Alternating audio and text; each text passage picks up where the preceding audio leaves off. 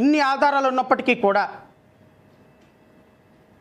ఈ ఆధారాలన్నీ కోర్టులో చక్కగా భద్రపరిచి ఉన్నాయి. ఒక్కసారి పోలీసులు ఛార్జ్షీట్తో పాటు ఆధారాలన్నీ తీసుకెళ్ళి కోర్టులో వేస్తే ఒక్కసారి ఛార్జ్షీట్ నెంబర్ వచ్చిన తర్వాత court not even single paper కూడా రిటర్న్ ఇవ్వదు. అండ్ మోర్ ఓవర్ ఈ వేసినటువంటి ప్రతి ఒక్క పాయింట్ ఉందా లేదా అని క్రాస్ చెక్ చేసి కోర్టు తీసుకుంటుంది. సో కోర్టులో ఉన్నటువంటి సాక్ష్యాధారాలు మాయమయ్యే ప్రసక్తే లేదు. కోర్టులో ఉన్నటువంటి ఏమీ కూడా మ్యానిపులేట్ కావు. మరి మీరు ఆధారాలు లేవని ఎలా చెప్తున్నారు?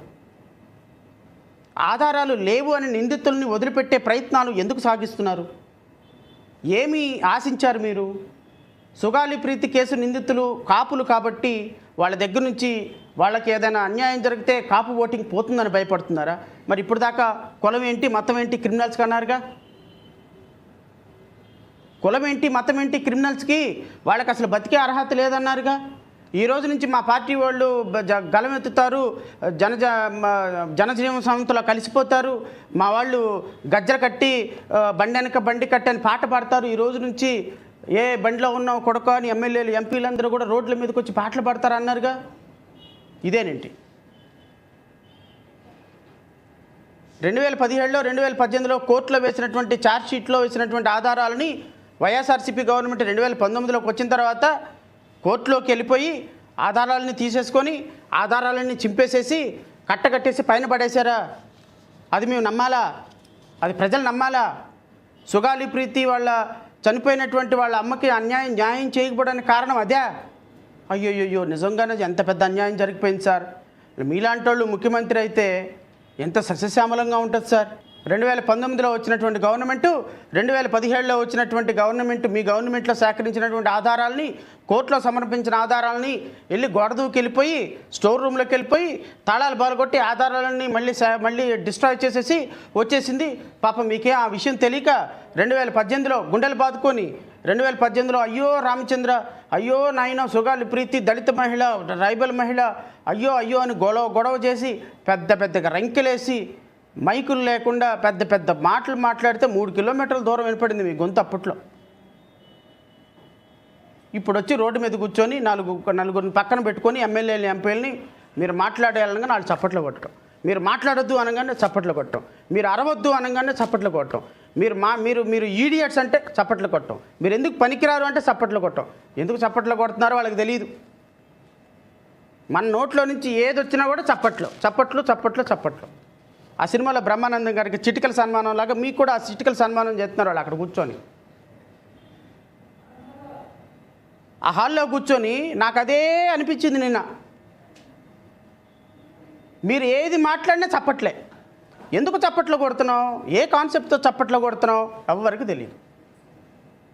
కులం లేని రాజకీయం కావాలి, చప్పట్లు. నన్ను కులానికి పరిమితం చేయొద్దు, చప్పట్లు. కులమే మనకు ప్రాధాన్యత, చప్పట్లు. కులం లేని సమాజం లేదు, చప్పట్లు. నేరస్తుడికి కులం లేదు, చప్పట్లు. నేరస్తుడు చచ్చిపోవాలి, చప్పట్లు. లా అండ్ ఆర్డర్ చక్కగా ఉండాలి, చప్పట్లు.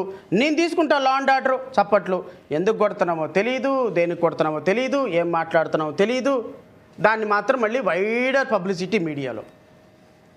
మీ మీడియా ఉందిగా, ఏబిఎన్, TV5, మహా టీవీ, ఇంకా TV99 ఇవన్నీ ఉన్నాయి. పొద్దున్నే ఒక డిబేట్ పెట్టారు, కులం లేని రాజకీయం చూడాలి. పవన్ కళ్యాణ్ యొక్క మాటలతోటి ఉలిక్కి పడినటువంటి ఆంధ్రప్రదేశ్ రాష్ట్రం. ఇంకా ఈ సోకాళ్ళు మహానుభావుడు సుగాలి ప్రీతికి సంబంధించి దీనికి కూడా ఆయన సమాధానం చెప్పాలి. ఆయన ఏమన్నారండి, ఇంతకుముందు సిబిఐకి ఏదో జుజుబీ లెటర్ ఒకటి రాసేశారు, ఆ జుజుబీ లెటర్ వల్ల ఏమవుతుంది సిబిఐకి, వాళ్ళు తీసుకోలేదు వీళ్ళు చేయలేదు అని. అత్యంత ఇంట్రెస్టింగ్ ఫ్యాక్ట్ ఏంటి అంటే 24/9/2025లో ఆంధ్రప్రదేశ్ రాష్ట్ర ప్రభుత్వం సుగాలి ప్రీతి కేసుని సిబిఐకి హ్యాండ్ ఓవర్ చేస్తూ ఇచ్చినటువంటి జీవో నేను చదివి వినిపిస్తా.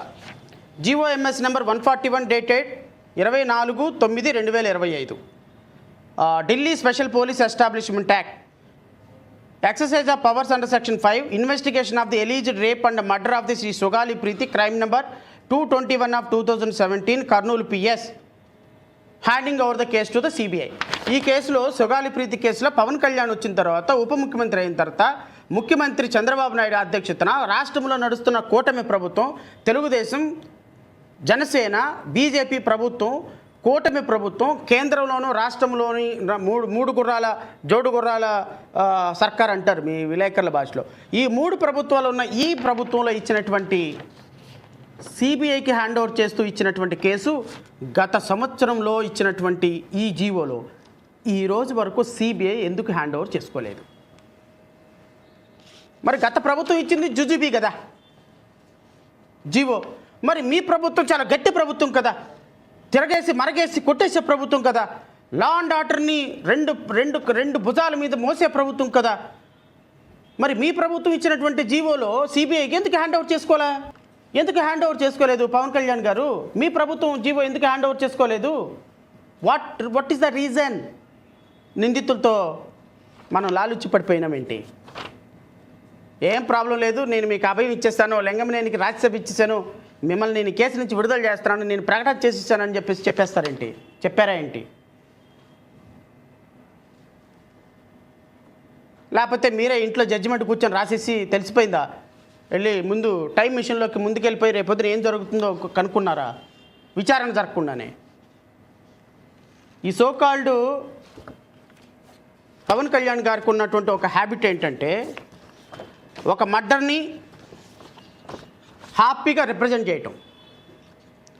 ఇదిగో మొవ్వల సుందరి అని, మొవ్వల నగేష్ ఒక అమాయకమైనటువంటి, శ్రీకాకుళంలో ఉన్నటువంటి ఒక అమాయకమైనటువంటి 17 సంవత్సరాల ఇంజనీరింగ్ స్టూడెంట్ని కాలేజీ యాజమాన్యం డ్రగ్స్ అమ్ముతుంటే ఈ అబ్బాయి చూశాడని చంపేస్తే, ఆ కాలేజీ యాజమాన్యం దగ్గరికి వెళ్ళి జనసేన గొడవ చేసి, ఇదిగో జనసేనకు సంబంధించిన బొలిశెట్టి సత్యనారాయణ, నాదెండ్ల మనోహర్, ఈయన ఇప్పుడు ఎంఎస్ఎంఈ డైరెక్టర్ శివశంకర్, నేను పెద్ద ఆఫీసర్ని, తోపుని, తురుంకాన్ని, నిజాయితీ అనే పదం నన్ను చూసే వీళ్ళు పెట్టారు, అసలు ఆ పదం కనుక్కుందే నా పేరు తర్వాత అని చెప్తాడు ఈ మహానుభావుడు. ఈయన శివశంకర్, ఈయన బొలిశెట్టి సత్యనారాయణ. ఈయన గురించి ఏం మాట్లాడొద్దు, ఈయన కొద్దిగా గొప్ప క్రెడిబిలిటీ ఉన్నటువంటి లీడరు. ఇదిగో ఇప్పుడున్నాడు ఈయన. వీళ్ళందరినీ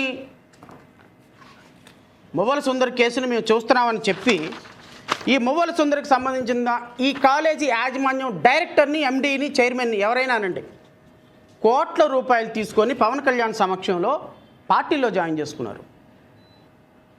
నిందితుల్ని పార్టీలో జాయిన్ చేసుకోవటానిక మీరు సమస్యల్ని రిప్రజెంట్ చేసేది? కాబట్టి సుగాలి ప్రీతి పాపం వారి కుమార్తె సుగాలి ప్రీతి చనిపోవటానికి కారణమైన నిందితులు రెడ్డి కాపోయిన కారణంగా వాళ్ళ దగ్గర కోట్ల రూపాయల డబ్బులు తీసుకొని సాక్ష్యాధారాలు మొత్తాన్ని లేవు అనే ఒక నెపంతో, సిబిఐకి ఇచ్చాము అని ప్రపంచానికి చూపించే ఒక నెపంతో, ఒక ట్రైబల్ బాలిక, ఒక ఆదివాసీ బాలిక, 14 సంవత్సరాల బాలికకి న్యాయం చేస్తానని ఉప ముఖ్యమంత్రి అయ్యి ఆ శవం మీద పేలాలు ఏరుకునేటువంటి నీకు అసలు న్యాయం గురించి, నీతి గురించి, నిజాయితీ గురించి, లా అండ్ ఆర్డర్ గురించి మాట్లాడే కనీస అర్హత ఉందా పవన్ కళ్యాణ్? నీకు హెలికాప్టర్లు సప్లై చేయడానికి ఇచ్చి వచ్చినటువంటి లింగమనేని రమేష్కి రాజ్యసభ ఇచ్చినటువంటి నీకు ఒక విలువలు ఉన్నాయా? ఒక సిద్ధాంతం ఉందా? నీవు నీ ఎమ్మెల్యేలని నీ ఎమ్మెల్యే రేప్ చేశాడని ఒక ఆడపిల్ల కేసు పెడితే కనీసం అతని పార్టీ నుంచి సస్పెండ్ చేయి నీవు, ఒక 3 మెన్ కమిటీ వేసి దాన్ని చక్కగా మ్యానిపులేట్ చేసిన నీవు ఆడపిల్లల భద్రత గురించి మాట్లాడే నైతిక అర్హత ఉందా? నీవా ఈ రాష్ట్రానికి ఉప ముఖ్యమంత్రివి? నీవు చెబితే మేము వినాలా? సంబా రాసుకో అనగానే రాసుకోవాలా?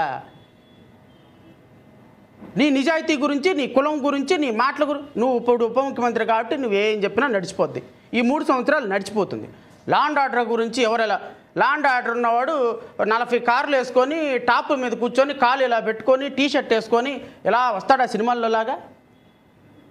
మోటార్ వెహికల్ రూల్స్కి అది వ్యతిరేకం కాదా? నీకు ఆ రోజు లా అండ్ ఆర్డర్ తెలియలేదా? ఆ రోజే నిన్ను కూర్చోబెట్టి కాళ్ళకి కాళ్ళు, కీళ్ళకి కీళ్ళు యోగి ఆదిత్యనాథ్ ట్రీట్మెంట్ ఇప్పించినట్టయితే గత ప్రభుత్వం నీకు ఈరోజు ఈ మాటలు వచ్చాయి కాదు.